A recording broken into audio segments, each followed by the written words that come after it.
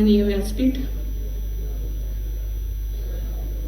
व्यासपीठ के ऊपर बैठे हुए, नीचे बैठे हुए सारे ही सम्माननीय सदस्य, या देवी सर्वभूतेषु शक्ति रूपेण संस्थिता नमस्तस्यै नमस्तस्यै नमस्तस्यै नमो नमः। लेकिन ये कहीं शक्ति के रूप में केवल नहीं है, तो या देवी सर्वभूतेषु बोल करके बुद्धि रूपेण, चेतना रूपेण, माया रूपेण, निद्रा रूपेण, क्षुधा रूपेण, छाया रूपेण, तृष्णा रूपेण, शांति रूपेण, लज्जा रूपेण, शांति रूपेण, कांति रूपेण, व्रति रूपेण, स्मृति रूपेण, लक्ष्मी रूपेण, दया रूपेण, तुष्टि रूपेण, चित्ति रूपेण, इतनी सारी व्यवस्थाओं के साथ में ये जो श्री है माने स्त्री तत्व है, ये हमारे साथ जुड़ा हुआ है। जो जो चीजें अभी मैंने पढ़ी है, मेरे ख्याल से उसी से हम सारे लोगों का जीवन व्याप्त होता है। उसके बिना कोई भी चीज आप उसमें से निकाल लीजिए। तुष्टि निकाल दी, तुष्टि रूपेण संस्थिता बोला है, तुष्टि निकाल दी तो समाधान जो है, संतुष्टि जो है, वो हमारे अंदर में कभी नहीं होगी। और अगर समाधान, संतुष्टि मन में नहीं होती है तो जीवन बहुत डिफिकल्ट हो जाता है, बहुत कठिन हो जाता है, हमको पता है। छाया रूपेण, हमारी जो छाया आती है वही अगर निकल गई तो इसका मतलब है कि हमारे जो पंचमहाभूतों से बना हुआ शरीर है वही नष्ट हो जाएगा। और इसीलिए जो भी रूपेण बोला गया है उसका कितना महत्व है ये हम लोगों को पहले ध्यान देना पड़ेगा।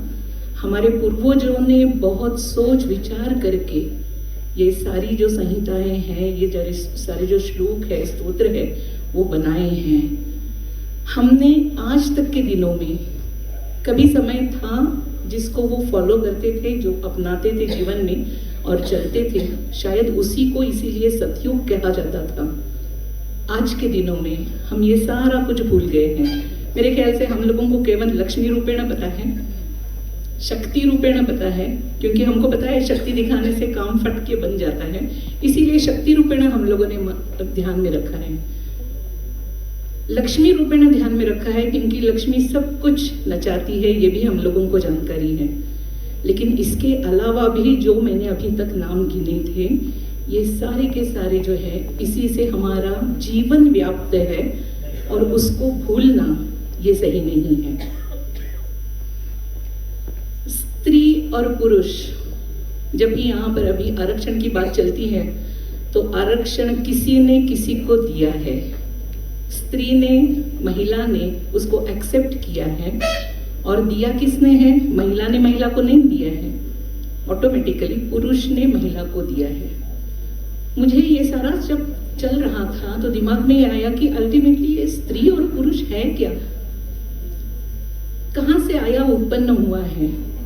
सो ध्यान में आता है थोड़ा सा, अगर हम जीव शास्त्र की तरफ में जाते हैं, अपना जो शरीर है उसके बारे में सोचते हैं, तो हमारे शरीर के अंतर में एक अंतस्थ द्रव्य स्रोत होता है, ग्रंथि होती है, जिसमें से उसको संस्कृत में कुछ नाम है पता नहीं है, हिंदी में भी नाम है पता नहीं है, लेकिन ईस्ट्रोजन और टेस्टोस्टेरोन नाम के हार्मोन्स रिलीज होते हैं।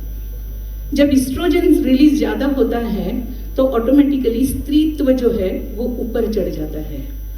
टेस्टोस्टेरोन अगर होता है तो ऑटोमेटिकली पौरुषत्व जिसको बोलते हैं, जिसमें साहस है, निर्भीकता है, ये सारी बातें आ जाती है।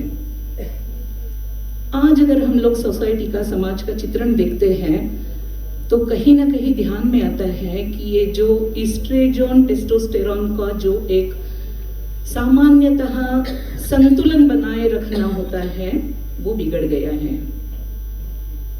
हम आप यहाँ पर जो बैठे हैं, हो सकता है हम सामान्य रूप से संतुलित ईस्ट्रोजन टेस्टोस्टेरोन के लोग हों। कभी कभी ये भी होता है, ऐसे बोलते हैं, अंदर में बाद में पता चलता है कि नहीं कुछ गड़बड़ी है इसमें। कुछ कारणों की वजह से बाद में वो बाहर भी आ जाता है, उसका कारण मैं आपको बताऊंगी। ये बिगड़ने का कारण क्या है, क्यों बिगड़ा, क्या हुआ, ये भी हम लोगों को आज के दिन समझने की जरूरत है, क्योंकि आगे जाकर के मैं उसी चीज को ये आरक्षण और बाकी सारी चीजें जो है जिसमें हम लोगों को समाज करके विचार करते हुए क्या करना चाहिए, इसको जोड़ने वाली हूँ। खान पान की तरफ में घरों घरों में हम लोग दबा दबा के अंडे खाते हैं। अंडे कैसे आते हैं? मुर्गी से आते हैं। नेचुरली जो नैसर्गिकतः मुर्गी अंडे कितने देती है, उसका एक काल होता है। उसी काल में उसके शरीर से, गर्भाशय से एक अंडा निकलता है और वो बाहर आता है। उसको वो उसके ऊपर में बैठ जाती है, उसको उबाती है, उसमें से बच्चा, चूजा जिसको बोलते हैं, वो बाहर निकल आता है, नया जन्म होता है। उसका एक ठराविक कालावधि है। हमारे यहाँ पर पोल्ट्री के जो अंडे आते हैं वो कैसे आते हैं? पूरी मुर्गियों को एक साथ में रखते हुए उन लोगों को ठूस ठूस करके इस्ट्रोजन के इंजेक्शन मारे जाते हैं। इस्ट्रोजन का इंजेक्शन जब ज्यादा हो, इस्ट्रोजन की लेवल जब महिला के शरीर में ज्यादा हो जाती है तो वो अंडा बाहर आ जाता है। सिंपल मैकेनिज्म है अपने शरीर का, चाहे वो ह्यूमन बीइंग हो चाहे कोई भी एनिमल हो। उसी तरीके से एस्ट्रोजन अंडे इसको दिया जाता है, मुर्गी को भर भर करके अंडे निकले जाते हैं। जब अंडे खत्म हो जाते हैं उस शरीर के तो उसको खुड़ुक मुर्गी बोलते हैं, उसको काटा जाता है। उसके जो बोन्स और हड्डियां और बाकी सारा जो है वो आप लोगों को किसी नाम से वो खिलाया जाता है। अब ये जो एक्सेस एस्ट्रोजन उसके शरीर में ठूसा जाता है वो अंडे में भी आता है, उसके शरीर में भी भरा जाता है। आप सारे लोगों को एक तो चीज पता होगी, ये कैसे होता है ये बताने के लिए। सांप अगर सामने आता है तो हम इधर डरते हैं या उसको पकड़ने के लिए जाते हैं। डरने का कारण ज्यादा होता है, हम डरते ज्यादा है। उसका कारण एक ही है, अपने शरीर में किडनी के ऊपर में एक ग्रंथि है जिसको बोलते हैं एड्रेनालिन। वो एड्रेनालिन सिक्रीट करती है, उसमें से फाइट और फ्लाइट, इधर सामना करो या फिर जल्दी से वहां से निकल जाओ, ये दो चीजें, वो दो एक्शन, रिएक्शंस जिसको बोलते हैं, वो हमारे शरीर में होती रहती है। सिंपल बात है, इतनी फास्ट होती है। और इसीलिए देखिए, अगर आग लग गई है कहीं पर, आपके पास में आपका हाथ आ गया, फटक करके आपका हाथ पीछे चला आता है, क्षणार्धार्थ जिसको बोलते हैं। इतनी फास्ट एक्शंस होती है, इतनी फास्ट उसका सिक्रेशन, उसका बाद में उसकी रिएक्शन, ये शरीर में होती रहती है। शरीर, मानव शरीर हो या कोई भी प्राणी का शरीर हो, एक बहुत सुंदर संरचना है भगवान की क्रिएट की हुई। ये सारा बताने का कारण इसीलिए है कि हम लोगों को पहले तो जानना चाहिए कि ये अधिकार की जो बात करते हैं वो क्या है, किस लिए है, क्यों है। तो ये जो संतुलन इस तरीके से खान पान से बिगड़ा जाता है। आजकल जीएम की सारी पेड़ पौधे बनाते हैं, उसमें भी ठूस ठूस करके इंजेक्शन मारे जाते हैं साइज बड़ा करने के लिए, फलों के, सब्जियों के। उसका सारे का परिणाम हमारे शरीर पर होता है। ये सारा काम कौन करता है? घर के बड़े करते हैं। वो घर से बहुत सुंदर, अरे वाह कितना सुंदर है, हम लेंगे। नहीं, ब्रॉयलर चिकन हम तो रेगुलरली खाते हैं। हर 2 दिन के बाद में मेरे बच्चे को चिकन चंगड़ी के बिना खाना ही ना खाता, और मैं प्यार से ब्रॉयलर चिकन लेकर आता हूँ, घर में देता हूँ, बीबी बनाती है, बच्चों को खिलाती है। इन सारी चीजों से होता क्या है, तो एस्ट्रोजन लेवल जो शरीर में संतुलित मात्रा में होना चाहिए वो बढ़ जाती है। और फिर उसमें से ये जो LGBT वगैरह के जो प्रॉब्लम्स है समाज में, ये बढ़ जाते हैं। आश्चर्य की बात है, अमेरिका जैसा इतना प्रगत देश, वहां पर मैंने जस्ट सर्च मारा गूगल में, 72 से ज्यादा टाइप के जेंडर्स है। जेंडर्स माने मेल फीमेल। हम लोगों को अभी मेरे पहले भी जिन्होंने इस भाषण दिए हैं उन्होंने भी बोला पुरुष और महिला 2 ही तो है, हम लोगों को उतने ही जानकारी थी। हमारे यहाँ पर पूर्वापार से चली आई और एक तीसरी जानकारी हम लोगों को है, शिखंडिनी। वो भी हम लोगों को जानकारी है, लेकिन उसका प्रमाण बहुत कम था। लेकिन अमेरिका में आज 72 रजिस्टर्ड जेंडर्स उपलब्ध है। अब ये क्या जेंडर्स है? 72 जेंडर्स आए कहां से है? हम तो इसी तरह, वो लोग भी हमारे तरीके से ही है। खान पान की वजह से कभी किसी को लगता है कि मैं अभी महिला हूं, वो जाकर के कोर्ट में लगाता है कि मुझे आज लग रहा है कि मैं महिला हूं, कल की बात मुझे पता नहीं है। और अमेरिकन कोर्ट ने उसको मान्यता दी है। अच्छा, आज तुम्हें महिला लग रहा है ना, तो ठीक है, आज के तुम्हारा ये जो व्यवहार है उसके लिए महिला करके कुछ है तो माफ है तुम्हें, या तुम कर सकते हो। कल उसको अगर कुछ ज्यादा लगता है तो अलग तरीके से है, तो नहीं अनइमेजिनेबल, हम सोच ही नहीं सकते हैं इस तरीके से कुछ वेस्टर्न कंट्रीज में हो रहा है, वो फिलॉसफी में हो रहा है। और हम लोग बहुत बार आंखें मूंद करके वहां से चीजें हमारे यहाँ आती है। आज भी हमारे यहाँ LGBT और ये सारा बाकी का जो भी चल रहा है तमाशा चल तो रहा है, मैं उसको तमाशा ही बोलती हूँ। खान पान ठीक कर दीजिए, उनका जो हार्मोनल बैलेंस है उसको बैलेंस में लाइए, वो नॉर्मल लोग ही रहेंगे, ये मुझे पता है। लेकिन वो करते नहीं हैं, उसके बदले में झगड़ा शुरू करते हैं। जब अधिकार की बात आती है, यहाँ पर जो हम लोगों को अभी अधिकार दिए गए हैं, माने जो कानून पास किया है और उससे अधिकार दिया गया है, कल हो सकता है कि इसी तरीके से 72 टाइप के जेंडर्स यहाँ पर आएंगे और झगड़ा करेंगे कि हमको भी अधिकार दे दो। क्या ये पॉसिबल है? और इसीलिए मुझे ऐसे लगता है कि ये सारी चीज जो है उसके रूट तक जाकर के, माने मूल तक जाकर के उसका कारण ढूंढना और वहीं पर काम करना, ये बहुत जरूरी है। आज हमें बहुत अच्छा लगता है कि 33% हम लोगों को आरक्षण मिल गया है। इतनी सारी लोकसभा सीटों में या असेंबली में भी हम लोगों को अभी आरक्षण मिल गया है, तो सारी महिलाएं वहां पर जीत कर आएगी। हमारे घर के आसपास में एग्जाम्पल्स होंगे, ग्राम पंचायत की महिला मुखिया होती है। एक्चुअल ग्राम पंचायत कौन चलाता है? अगर वो उसका पति चलाता है।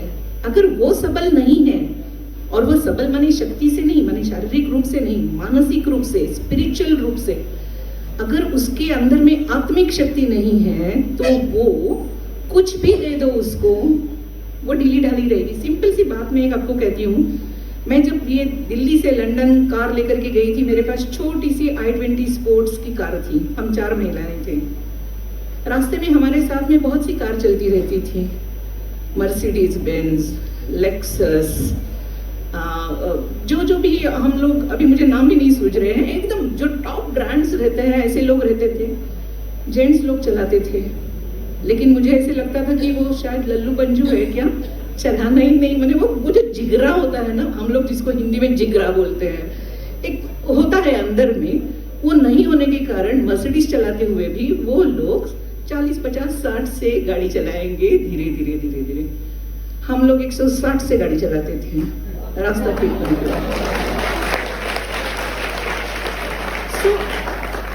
कहने का मतलब ये है, ये एग्जाम्पल जो मैंने दिया है, ये इसीलिए दिया कि अगर आपके अंदर में वो कॉन्फिडेंस है, I can control, I can do, और जब चाहिए तब मेरे रिफ्लेक्सेस अच्छे हैं, अगर जरूरत पड़ती है ब्रेक लगाना होता है, स्पीड कम करना होता है, तो आई कैन, ये कॉन्फिडेंस जब मन में आ जाता है, हम कुछ भी कर सकते हैं, किसी भी हालत में कर सकते हैं।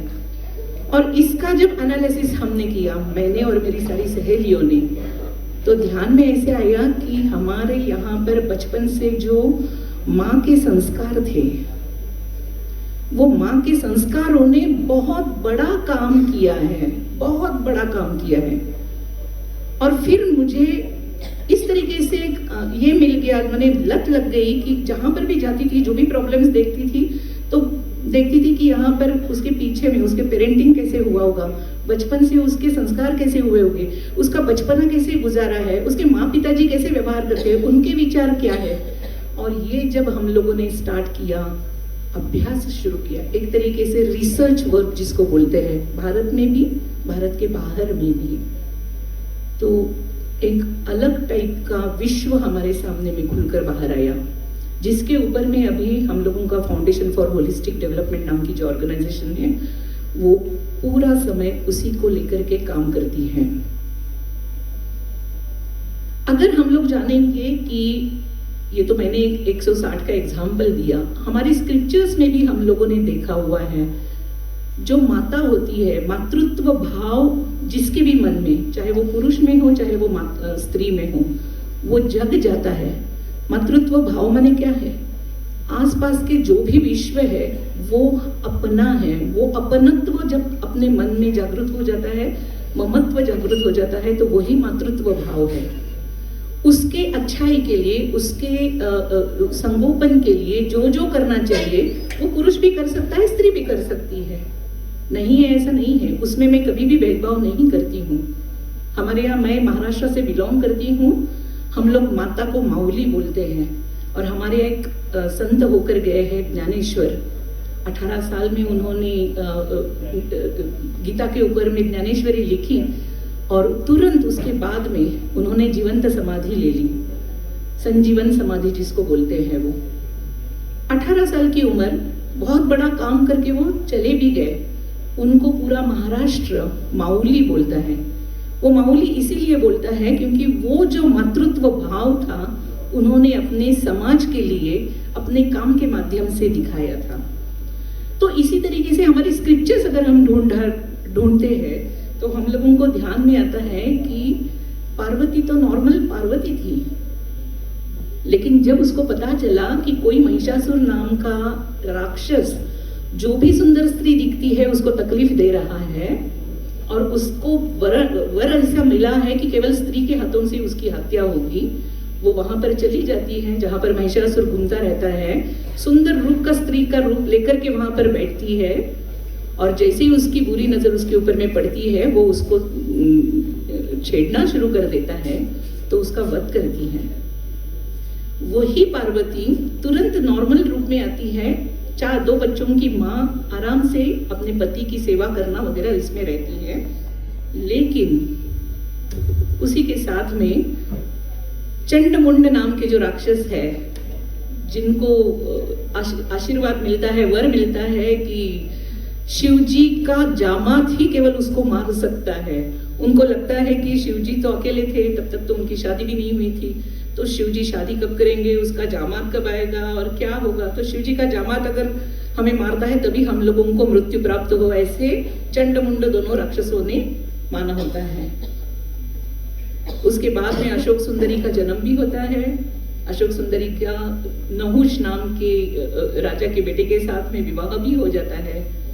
और जब वो नहुष छोटा रहता है और उसको जब उनको पता चलता है कि बेटी जन्म ली है और नहुष के साथ उसकी शादी तय हुई है, नहुष को मारने के लिए चंडमुंड जब चले आते हैं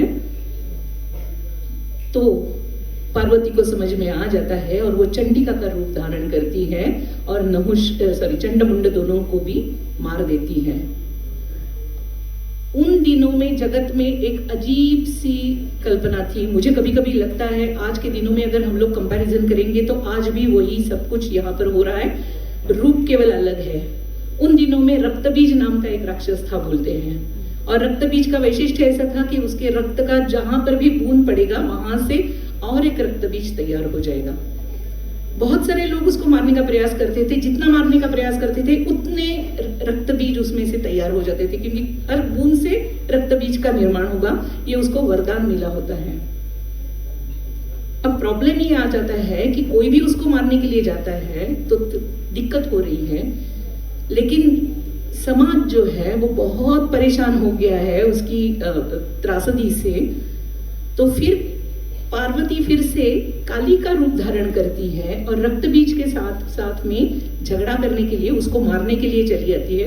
उसको भी शुरुआत में पता नहीं चलता कि हो क्या रहा है, मैं जितना भी मार रही हूँ नए नए रक्तबीज निर्माण हो रहे हैं, और एक क्षण में उसको पता चलता है कि जो बूंद नीचे गिर रहा है उसी से रक्तबीज बन रहा है। उसके हाथ में वो अपना मस्तिष्क को क्या बोलते हैं, कपाल लेती है और उस कपाल में वो रक्त संभालना शुरू करती है। मारने के साथ साथ में रक्त जो है वो उस कपाल में भर्ती होता है, और वो केवल उतने में रखती नहीं है, वो फिर से कहीं गलती से नीचे गिरने के बाद में अगर रक्त भी निर्माण हो जाएंगे तो दिक्कत होगी करके वो उसको पी जाती है, स्वाहा कर जाती है। कभी कभी मुझे आज के दिनों में जो सिचुएशन बाहर की तरफ में है सेम रक्तबीज के जैसा ही लग रहा है। हम कितना भी प्रयास करते हैं टेररिज्म को कंट्रोल करने के लिए, ये करने के लिए, कहीं ना कहीं से फिर से और टेररिस्ट निर्माण होते हैं। केवल भारत में नहीं है, सब जगह पर है। ये कहीं रक्त बीज का ही दूसरा रूप तो नहीं है ना, ऐसे लगता है। और इसीलिए कभी कभी हम लोगों को लगता है कि केवल मातृशक्ति ही इन सारी चीजों का उत्तर हो सकती है। पहले के जमाने भी मातृशक्ति ने ही इसको कवर किया था, कंट्रोल किया था। आज भी वही हो सकता है, ये एक विश्वास मन में है, ऐसे लग रहा है कि ऐसे ही कुछ हो सकता है, और इसीलिए हम लोग उसमें भी काम कर रहे हैं। तो मातृत्व भाव जग जाने से कोई भी समस्या जो है वो समस्या रहती नहीं है। ये हम लोगों ने हमारे स्क्रिप्चर्स में भी देखा है, आज भी देखते हैं। अभी का उदाहरण बताती हूँ, मध्य प्रदेश का है उदाहरण।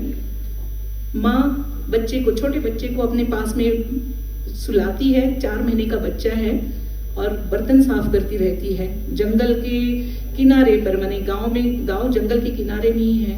एक बाघ आता है, बच्चे को पकड़ लेता है, माँ के ध्यान में आता है। बच्चे के बाघ के मुंह से माँ ने अपने बच्चे को बिना खरोच लगाए छुड़वा लिया। उसके शरीर के ऊपर में 100 घाव आए बाघ के, लेकिन बच्चे को बचा लिया। आप गूगल कर सकते हैं इसको, जिन लोगों को गूगल का अभ्यास है तुरंत चेक करने का, जरूर कीजिएगा। वो स्टोरी सच में आज के दिन में बहुत इंस्पिरेटिव है, बहुत इंस्पिरेशन देने वाली स्टोरी है। बाघ के जबड़े से अपने बच्चे को सही सलामत निकाला। उसके बाद में उसके शरीर पर जो घाव थे उसने मेडिकल में जाकर के 15 दिन रहते हुए वो ठीक किए। कहाँ से आती है ये ताकत? ये ताकत इसीलिए आती है क्योंकि वो मातृत्व भाव उसके मन में है, उसके अलावा नहीं होता है। जब माँ बन जाती है, कोई भी स्त्री माँ बन जाती है, तो अपने बच्चों के लिए कुछ भी करने की इच्छा वो रखती है। अनफॉर्चुनेटली हिंदी में कैसे कहेंगे? अनफॉर्चुनेटली, दुर्भाग्यपूर्ण से आज के दिनों में महिलाओं को स्त्री मुक्ति, स्त्री स्वातंत्र्य इस नाम से, इवन गवर्नमेंट की भी जो सारी स्कीम्स है उसमें भी आपको फाइनेंशियल फ्रीडम देने का बात किया है। आर्थिक सबलता आ गई तो बस हो गया। आर्थिक सबलता आने से हम सारे लोगों को पता है लक्ष्मी कैसी है। लक्ष्मी तो चंचल है, लक्ष्मी इतनी चंचल और कोई नहीं है। और इसीलिए शायद विष्णु ने लक्ष्मी को बोला कि मेरे पास जब भी रहती हो पैर दबाते रहना, बिजी रहना। आज के दिन सारे जो यहाँ पर बैठे हुए जो नारायण है, छोड़ दिया है। छोड़ने के बाद भी ठीक तरीके से रहने वाली केवल पार्वती होती है, लक्ष्मी नहीं होती है। दुर्भाग्य रूप से ये सच है। और वो जब पैसा पॉकेट में जब उछलता है ना, वो सारे लोगों को नचाता रहता है। और इसीलिए लक्ष्मी ही सब कुछ कर सकती है, फाइनेंशियल फ्रीडम ही सब कुछ कर सकता है, ये गलत बात है। ये हम लोग मानते हैं, मेरी संस्था मानती है, और हम जहां पर भी जाते हैं उसको हम ठोस तरीके से बताने का प्रयास करते हैं। यहाँ पर पॉलिसीज में भी चेंज लाने की जरूरत है, ऐसे बोलते हैं। इसमें केवल सबलता, ये जैसे मैंने बोला, कार का एग्जाम्पल देकर के बोला, सबलता ये केवल पैसों से नहीं आती है। अदरवाइज जिनके पास में बड़ी बड़ी गाड़ियां हैं वो तो एम ही चलाएंगे, लेकिन वो नहीं होता है। छोटी छोटी गाड़ियां, लेकिन कॉन्फिडेंस है अंदर से, जो एक वो कॉन्फिडेंस आती है, वो अगर है, आत्मविश्वास अगर होता है, तो हम जो भी सिचुएशन में होते हैं बहुत अच्छी तरीके से जी सकते हैं। और यही जो बातें हैं ये कहाँ से आती है? तो अपने अपने घरों से आती है। घर में संस्कार नाम की जो चीज है वो आजकल गायब होती जा रही है। माएँ जो है अपने बच्चे को मोबाइल थमा देती है, देखते रहो बेटा, मैं फ्री हो जाती हूँ, मुझे जो करना है कर लेती हूँ। कितनी बार तो मैंने देखा है कि बच्चे को मोबाइल देख करके खुद टीवी पर सीरियल देखती रहती है, क्योंकि उसमें जो वो गॉसिपिंग चल रहा होता है वो देखने में उनको इंटरेस्ट है, बच्चे के साथ बात करने में नहीं है। कितनी माताएं होती हैं जो बच्चों से बात ही नहीं करते हैं। एक छोटा सा एग्जाम्पल देती हूँ, टाइम है ना मेरे पास? दिल्ली का ही एग्जाम्पल है, एक स्कूल का। 4 साल 5 साल की बच्ची हर दिन स्कूल से आकर के लगातार 4 दिन 5 दिन माँ को कुछ बोलने का प्रयास करती थी। माँ IT में काम करती थी, बेटा थोड़ी देर के बाद बात करूंगी तुम्हें, और फिर वो भूल जाती थी, बच्ची के साथ बात नहीं करती थी। लगातार पहला दिन हुआ, दूसरा दिन हुआ, तीसरा दिन हुआ, चौथा दिन हुआ। 5वें दिन बेटी को बुखार आ गया। अब माँ के पास कोई चारा ही नहीं था। बुखार आया है तो उसने पूरा काम छोड़ दिया, बेटी के पास बैठ गई। बुखार कम होने का नाम नहीं। 6ठा दिन निकला। स्कूल जाने के लिए भी वो पहले 5 दिन से स्कूल जाने के लिए बेटी मना कर रही थी। 4 साल की बेटी मना कर रही थी, नहीं जाऊंगी, मैं नहीं जाऊंगी। माँ जबरदस्ती भेजती थी क्योंकि उनको काम पर टाइमली जाना होता था। समझ लीजिए सिचुएशन। और ये एकाध सिचुएशन हम लोगों को इस तरीके से न्यूज़ के माध्यम से पता चलती है। कितनी सारी ऐसी घटनाएं लुप्त हो जाती हैं शर्म के मारे। कोई बताता नहीं है, कोई ये करते हैं, छुपा देते हैं, ये भी होता है। 6वें दिन ये माँ अपने बच्ची को लेकर के हॉस्पिटल चली जाती है, डॉक्टर के पास चली जाती है। डॉक्टर को बताती है, डॉक्टर बोलती है मैं चेक करती हूँ थोड़ा सा। डॉक्टर अंदर ले जाती है, माँ बाहर बैठी होती है। बेटी को चेक करने के बाद डॉक्टर लिटरली उसका चेहरा जो था वो सफ़ेद हो गया था। वो बाहर आती है और पूछती है कि आपने बेटी के साथ कभी बात की है क्या, उसको क्या हो रहा है वो समझ लिया आपने? तो बोली नहीं, मुझे तो टाइम नहीं रहता है। तो बोली समझ लीजिएगा, पिछले 6 दिनों से इस बच्ची के ऊपर में स्कूल में अत्याचार हो रहा है, रेप हो रहा है। अब माँ डर गई। अब माँ ने जाकर के स्कूल में जाकर के कंप्लेन करने का प्रयास किया।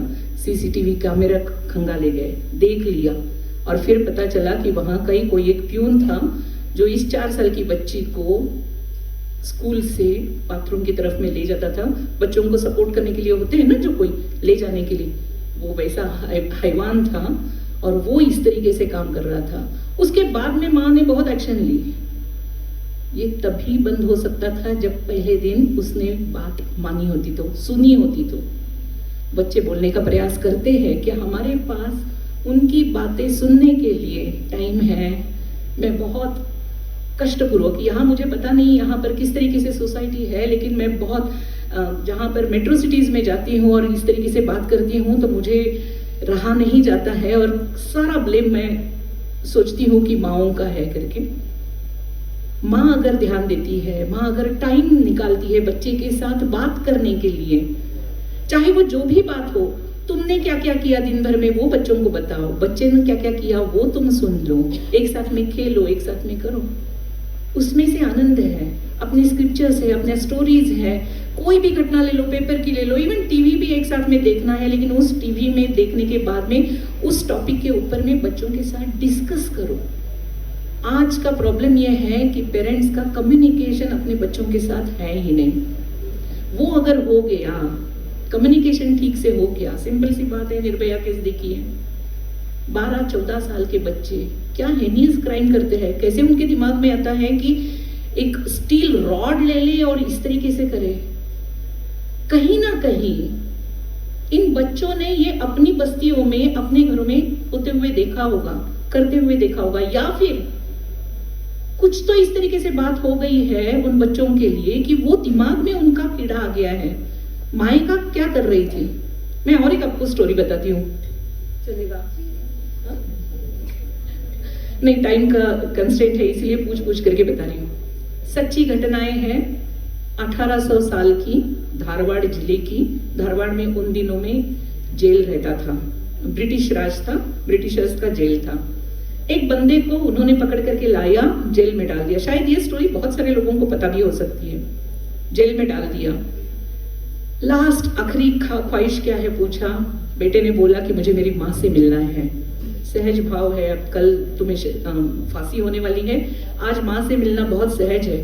माँ को बुला लिया गया। शाम 4 बजे 3 बजे के करीब में माँ आई है। बच्चे ने बोला कि मुझे माँ के कान में कुछ बताना है, माँ को थोड़ा पास में ले आइए। बीच में सलियां हैं, 2 सलियों के बीच में माँ ने कान डाला, आगे किया। बच्चे ने कान को बताने के बहाने पास में गया और कान तोड़ दिया। माँ का कान तोड़ दिया और एक पनिशमेंट उसके ऊपर में बढ़ गई। दूसरे दिन तो उसको फांसी देनी थी। जेलर को आश्चर्य लगा। जेलर ने पूछा बच्चे को आकर के कि ऐसा क्यों किया, कल तो तुम्हें फांसी देना है, आज फिर से क्राइम करने की जरूरत क्या थी? तो उस बंदे का जो फांसी जाने वाला था, उस बंदे का उत्तर बहुत, वो ये स्टोरी मेरी माँ ने मुझे बताई है और इसलिए मुझे पता है क्योंकि मेरी my mother belongs to Dharwad. वो धारवाड़ की जन्मी हुई है, तो वहां पर ये कहानी बहुत बार सुनाते थे।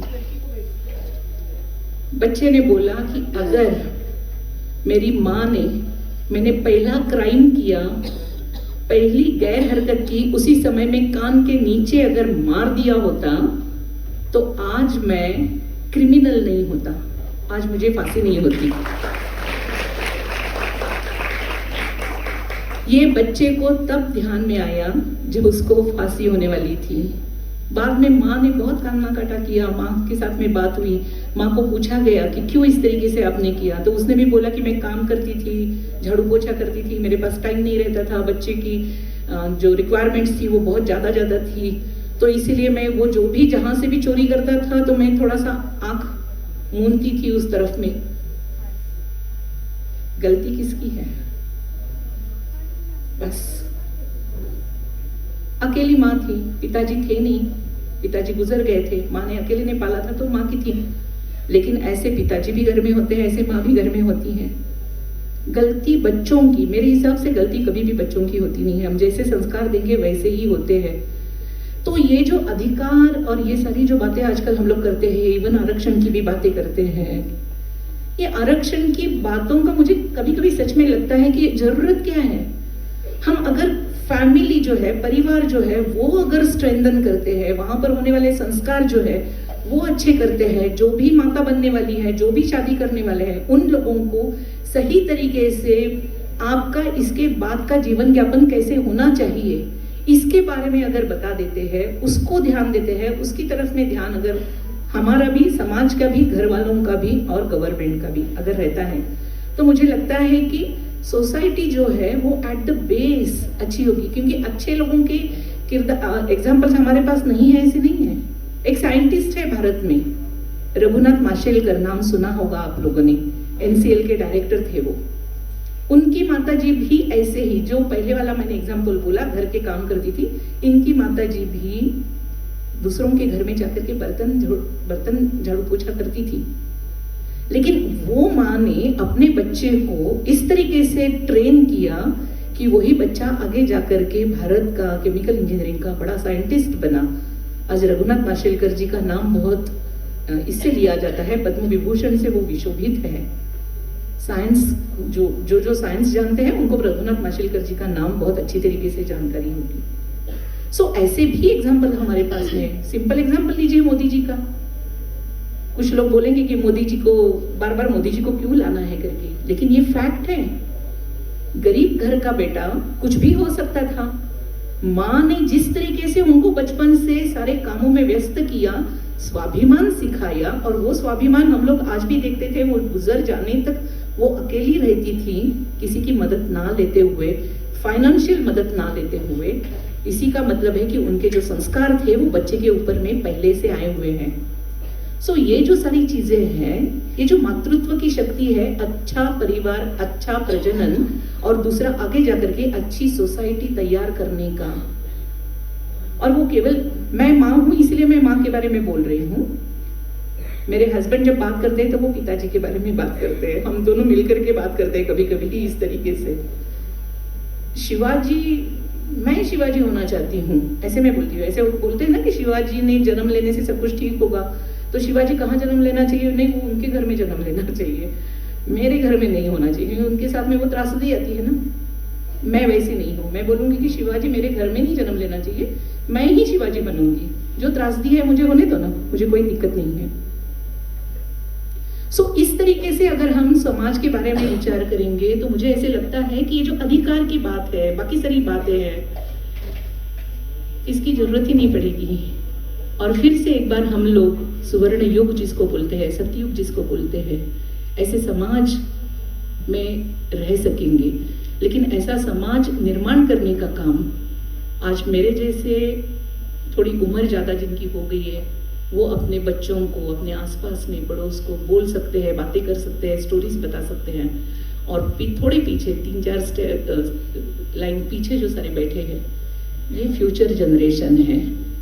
इन्होंने ये सारी बातें अगर अपने दिमाग में रख ली, 50 की उम्र होने तक मैंने भी मेरे हस्बैंड के साथ जितना करना था उतना कर लिया, फैमिली को दे दिया था टाइम, मैंने अपने लिए कुछ नहीं किया। सच में कुछ नहीं किया। अरुणाचल में हम लोग पहले 20 साल रहे थे, वहां पर एक स्कूल खोली।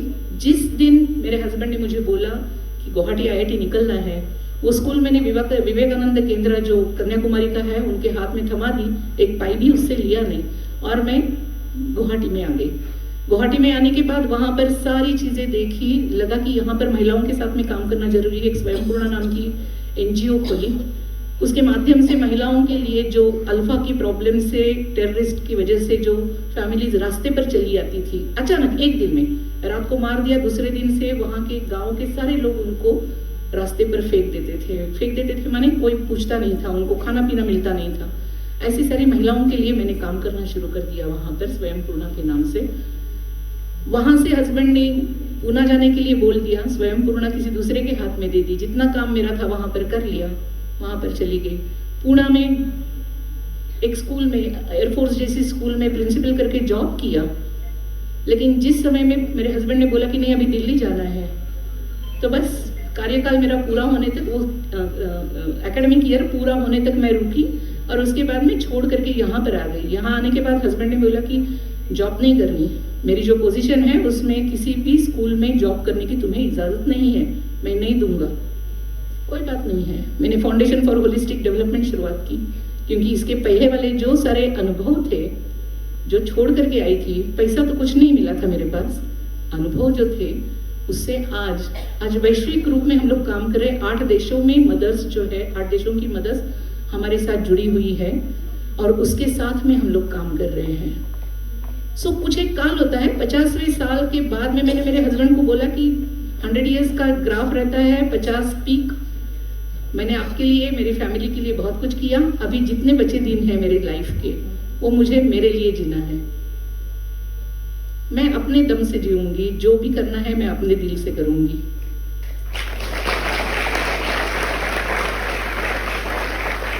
और क्योंकि जब जरूरत थी तो मैंने मेरी फैमिली को टाइम दिया था, सब कुछ छोड़ करके उनके साथ में आई थी। मेरे हस्बैंड ने भी मान लिया कि यस, 50 के बाद में तुम्हारी अपनी जिंदगी है, जी लो जैसे जीना है। और फिर उसके बाद की जर्नी जो है वो दिल्ली से लंदन प्रवास है, कार लेकर के 4 महिलाएं, 1 कार, सोलो कार, दिल्ली से लंदन, 22 देश, 23,600 किलोमीटर का डिस्टेंस, 300-400 लोकल मदर्स के साथ 22 देशों की बात, वार्तालाप, ये सारी जो बातें हैं। वहां से 32 मदर्स को भारत में लाना, परिवार जो है अपना, अपनी सॉफ्ट पावर है वो उन लोगों के साथ साझा करना। उसके बाद में 4 साल कोरोना के बीच में गए थे, तो हजार महिलाओं के साथ में हम लोगों ने शिव तांडव, राम तांडव, काली तांडव, हनुमान तांडव सिखा करके 2,000-3,000 महिलाओं को ऑनलाइन सिखाते थे। उनको मोबाइल कैसे चलाना, स्पीकर ऑन कैसे करना, ऑफ कैसे करना, यहाँ से शुरुआत करके गूगल मीट पर कैसे मीटिंग लेनी है, एक्सेल शीट में अटेंडेंस कैसे भरना है, यहाँ तक 4 साल में बहुत कुछ, मैंने 50 के बाद में उस हिसाब से देखा जाएगा तो बहुत कुछ काम किया, बहुत कुछ पा लिया, बहुत कुछ करना भी है, उस हिसाब से बहुत कुछ किया। वैसे तो देखा जाएगा तो समाज का ये देखते हुए कुछ भी नहीं किया, लेकिन कर सकते हैं।